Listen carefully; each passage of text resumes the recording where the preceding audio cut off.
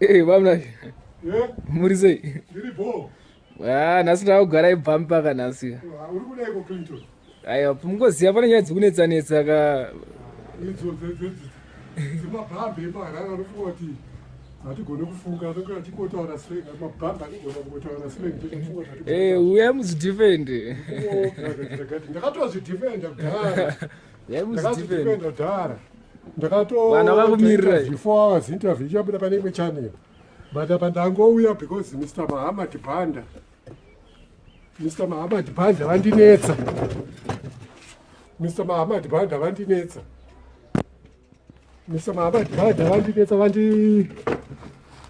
vanditi unofanira kuzvidhifenda. Ndikati bo Mr. Banda ndinozvidhifenda but it's just a brief interview yandoda kuita to clarify certain things zvaitaurwa pamavidhiyo. Kutanga pane yaMinox yoga sandibvunze mubvunzo. Alright, ataura izvi. Sandibvunze kana wakuzoda kuzobvunza uchazobvunza pekupedzisira. Alright. Regai ndimbomhoresa mafans angu. Makadiko mafans angu. Greetings to all my fans. Salemonani linjani lonke.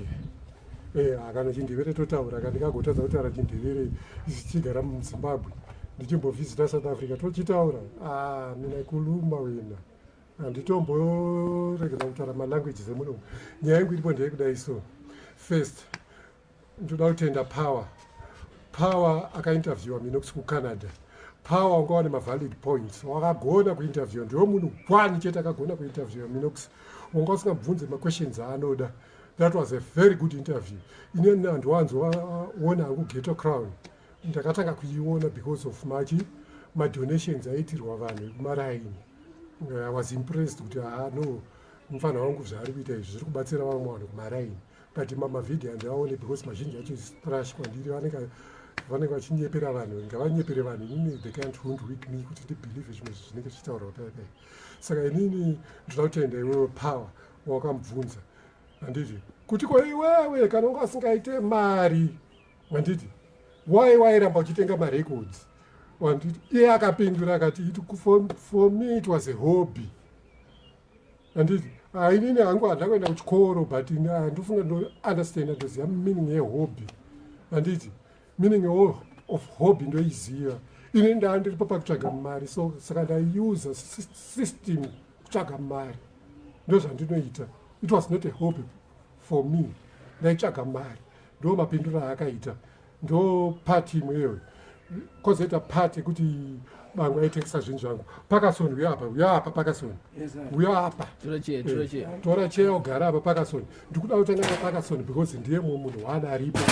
Parkerson achagara pana paside uyu ndiParkerson matsangura ndaihaisa kuvillage kubotoso yangu handiti inini I take full responsibility and I take full blame because ndini andiri custodian wezvinhu zvaMinox. Ipapa I take full blame handitorambi but chandawinzira Parkerson ndechekuti ndiclarify some certain things ekuti Bango aitengesa zvinhu zvangu. Parkerson Minox anga ane 30 macrates handiti anga ane 30 macrates. Parkerson akauya akandikumbira inini as a custodian Macrates echi? ebeer nemacoks as a custodian of those things. Akanditi Bango hatina beer ndipowa macrates angu ako nditiite sei nditengese kubottle store.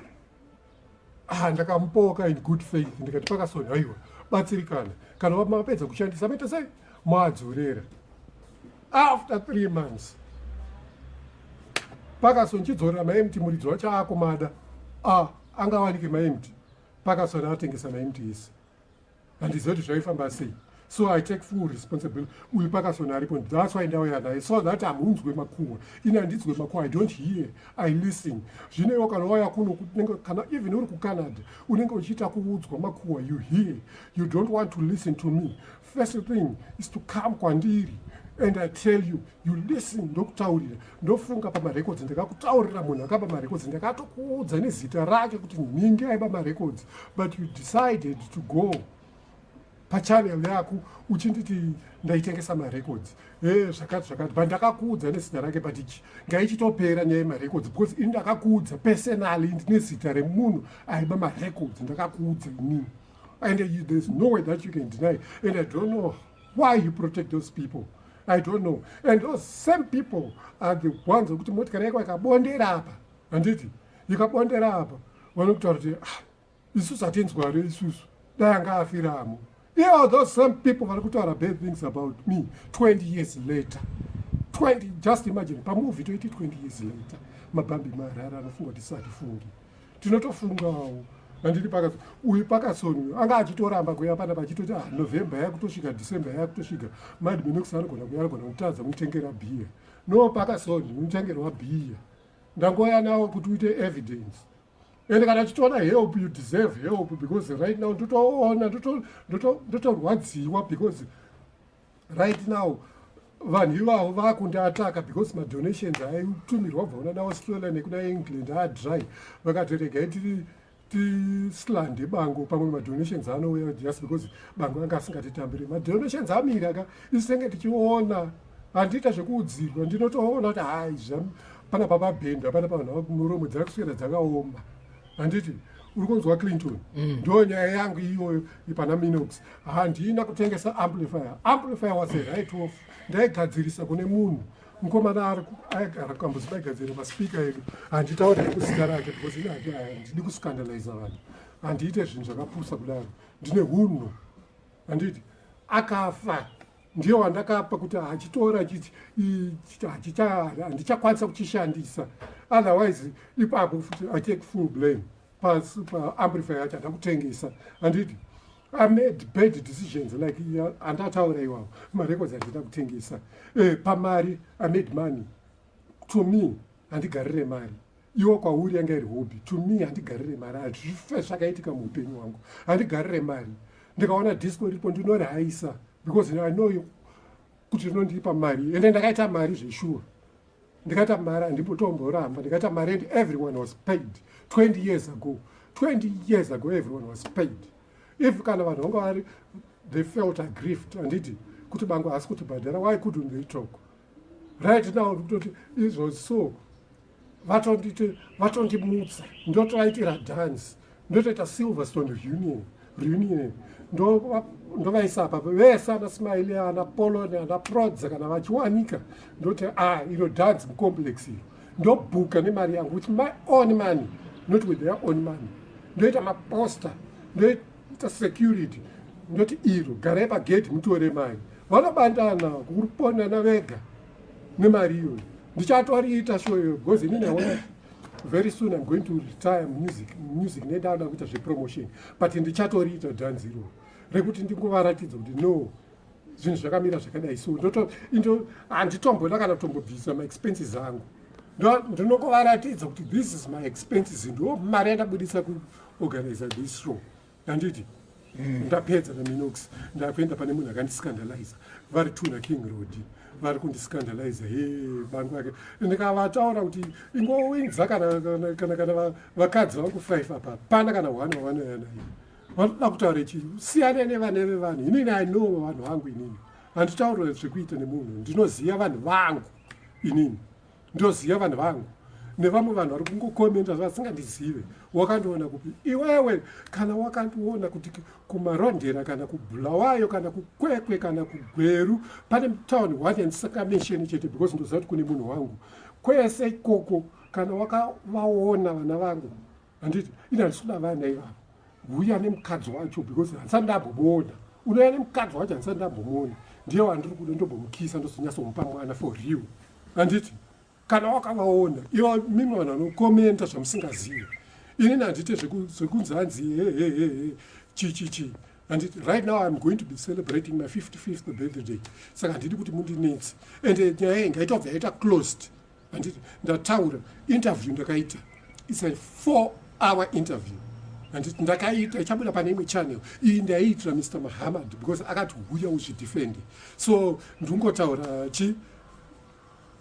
briefly, handiti ndingotaura briefly, hatisi kutaura zvekuti hanzi chichi hatiri kuvengana, you are my brother but you don't scandalize my name. Taura neni, listen to me. You age people, handiti kuti hear, you listen, don't hear, listen. Saka nditeerere, kana uchauya kuCanada uya wadzoka panapa uya wandibvunza ndokuudza woteerera zvandiri kutaura. Listen to what I say, don't hear kune mafriends. Hapana kana chinhu chehwani chaunoda kunzwa kubva kwatiri hama dzako unoita zvekunzwa. Handiti unaudzwa nemafriends, some of them they were not even born. Handiti some of them ndicha-upload a picture yangu newe tiri two by Facebook because I will be celebrating my birthday. I'm going to upload them. Handiti they were not even born. Madhara sure kupesaniswa nevana vadiki. Unofunga kuti zvinoita ndo life yedu iyoyo, kupesaniswa nevana vadiki. Vaondoda kutamba navo hapana kana age yako pai, topesaniswa nevana daiso madhara ari kuma-50 years. Unofunga kuti zvinobuda izvozvo? Hazvibude zvachose, hazvibude. Mari yakaitika haisi mari yangu. Michael Jackson chaiye ane ma-millions.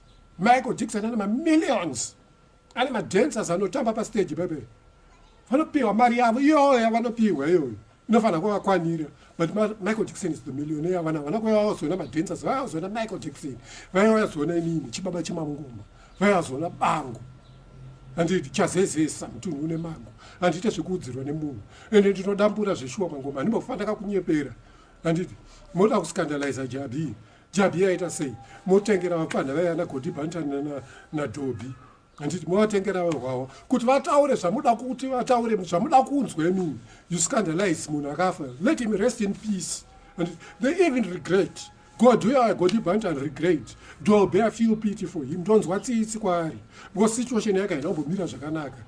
Hapana zvaangamboita. Hapana zvaangamboita. Siyana nevamwe vanhu. Anajowa vanhu vari bho, vanhu munhu andakakura naye akarana still one. Zviri fair, zviri good management. Saka musaskandalize vanhu. Handiti kana mari yawaipiwa iyoyo ndiyoyo. I think vanhu huona ividhiyo yangu hamene kuti ichapostwa rini yandakaita, ende munoiona ichabuda yandinenge ndichitaura everything Ndito kubvira kumangoma. Iyi ndotaura zvemusic, handina makuhwa. Handiti handina kana makuhwa. And nekupedzisira, handiti I can go on and go on. Handiti chekupedzisira, I want to thank you my brother Minox. Sanduyenge ndotaura chokwadi. I want to thank you nekundibhadhara vana vangu school fees patime ino yeCovid. Wakavabhadhara for the past 2 years and past ameno, and keep on doing that. Handiti zvinhu zvichiri zvakaoma, hapana kana chinhu chasununguka muZimbabwe. Handiti mwana wangu ari kutopedza grade 7 right now, arida kuenda kuform 1 and she is very bright. Handiti ndokutenda usati kuti zvandataura panapa zvitipesanise because inini ndiri kungoresponda kune zvawaitaura. Handiti kana takuda kutaura izvi family affairs should be family affairs, ngadzitaurwe kumba, dziende paFacebook. Handisi passion java inini vekuti anenge achinesana simba, handiite izvozvo. I've got my own privates, ndine decency yangu yandoda kugara ndinayo. Kana zviri vanhu zvavanoziva nezvangu ngazvigare ikoko, hazvifaniri kuita public domain. Siyanai nemi, handinei nechekuita nemakuhwa. Siyanai nemi, mazvinzwa? Siyanai nemi, handinei nechekuita nemakuhwa. John Yadini kamupa mari yake, handina kana chikwereti naye, anga agutsikane nemari yandaimupa. Ini ndakatoridzwa ndichitotambira, ndaitopiwa mari yandaipiwa. Vanhu vese vaipiwa mari.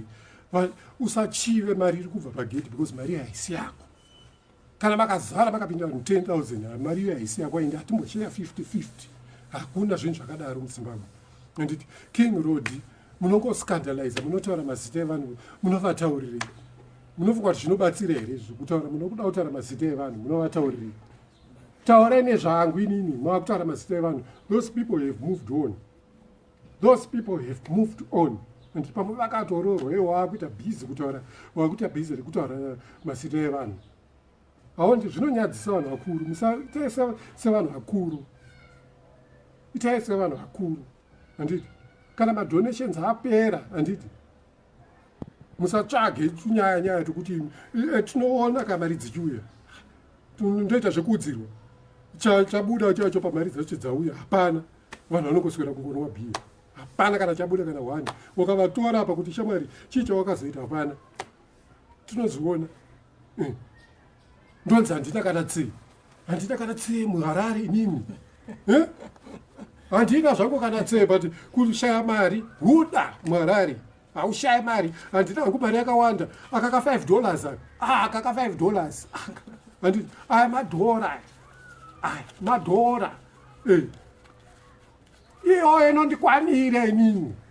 iwo anobudisa ma1000 inini yangu iyoyo handiri kumeka ndoimeka every day handishaya $20 mumwe every day ini ndinenge ndakugara harare ipi ndinenge ndakupenge hereni harare ipi yekuti unoshaya mari kuti handimo covid yakapera marestrictions akabviswa ese takutsvaga mari manje ndoita ese kana ndakabata chingoro kuenda kumusika ndeyangu ndikutoda mari yacho iyoyo as long as my family is happy I don't care for what the next guy is going to say.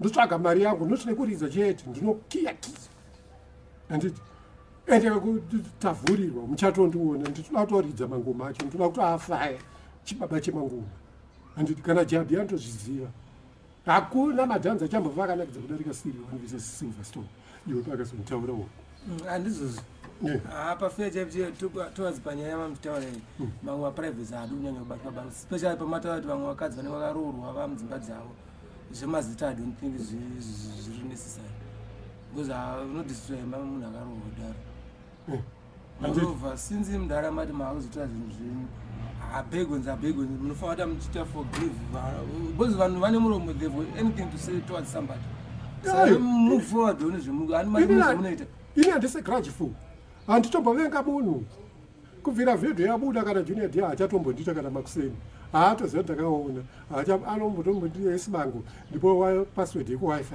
haachatombondimhoresa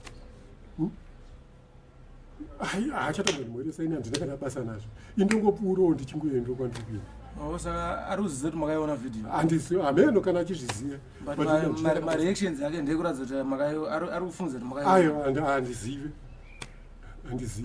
but nhasi ndotomhoresa ndotomuti junior d urisei because ndazotaura ndaresponda saka nhasi ndotomhoresa ndotomuti junior d urisei ende handisi kuzosanganiswa najunior d hakuna zvinhu zvakadaro inini handisi munhu wemavhidhiyo vanhu havatondizivi handiti vanhu vatotanga kundiona ndiri mukoma waMinox kana mamusingazivi ndiri mukoma waMinox inini handi zvese zvinenge zvichiitwa pepe handisati atomboona mavhidhiyo aya kunze kwemadonations aiitwa aya nemavhidhios aitaurwa zita rangu mamavhidhiyo ese aya handitorina kana kubasa nawo ende handimaoni because nditoziva kuti zvizhinji zvinenge zvichibuda maenero zvizhinji manyepo and people are forced kutaura zvinhu inini ndotozviziva inini Kodi Bantani vaitobvunzwa vakatosotaura the way yavaibvunzwa nayo kunzi taura kuti Joai kupa mari here taura ndo mabhuwe yavaibvunzwa nayo apa vari kutengerwa koti munhu odzamara adhakwa kutaura zvese but mari avaipiwa hakuna munhu aienda kudhanza ngaasingapiwa mari munhu wese aipiwa mari. Don't scandalize DJ izvene zvana Alfred ana Ken Alfred vari kutibatsira vari totutumira mari kuti Bango batsirikana kubhadhara examination fee batsirikana akatondipa mari inini mari yakatumirwa muzita mangu ndikaenda nocollector mari ndikatora mari first money ndikatora covid ichotanga ndikapa junior D tikashare na junior D yake junior D ndikamupa yechitu ndikatumirwa ndiri ndega na King Alfred.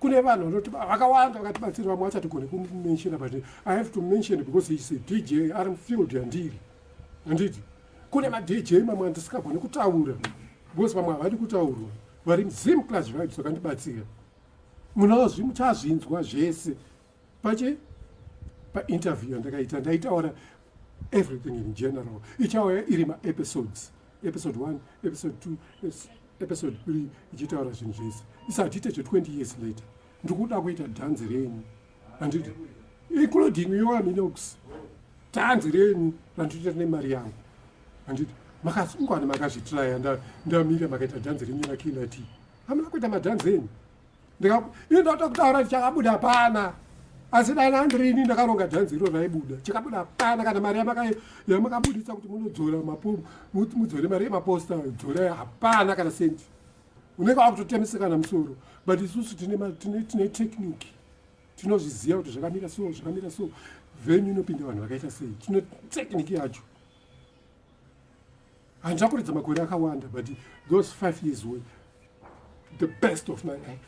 Those 5 years were the best of my life. 1995 to in fact 90 94 tichiri kuMr. C's to 99. They were the best of my life. Amen. Kana wakuda kubvunza chibvunzo zvako ndongokupawo 2 questions. But kana questions ako aiwa handina zvokubvunza. Ndiri kana ari mhanga ndiri. Hapana zvandinotaura. Aiwa ndopanja ndokubvunza. It's Bango.